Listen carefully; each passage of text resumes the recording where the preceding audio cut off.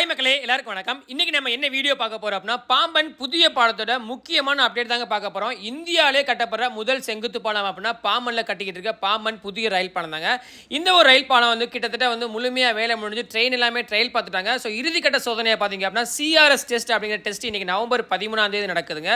அதாவது சிஆர்எஸ் அப்படின்னா commissioner of railway safety டிபார்ட்மெண்ட்டோட முக்கிய அஃபிஷியல் அதிகாரி ஏஎம் சௌத்ரி மற்றும் பார்த்தீங்க அப்படின்னா அதை அவங்கள சுற்றி இருக்க முக்கியமான அஃபிஷியல்கள் எல்லாருமே வந்து நேரில் வந்து ஆய்வு பண்ணி பாலத்தோட உறுதித்தன்மைகளுக்கான சர்டிஃபிகேட் கொடுக்குறது தான் சிஆர்எஸ் டெஸ்ட் அப்படின்னு சொல்கிறாங்க. இந்த சிஆர்எஸ் டெஸ்ட் முடிஞ்சு நாளைக்கு பார்த்தீங்க அப்படின்னா அதிவேகமாக வந்து ரயிலை வந்து சோதனை பண்ணி பார்க்க போகிறாங்க.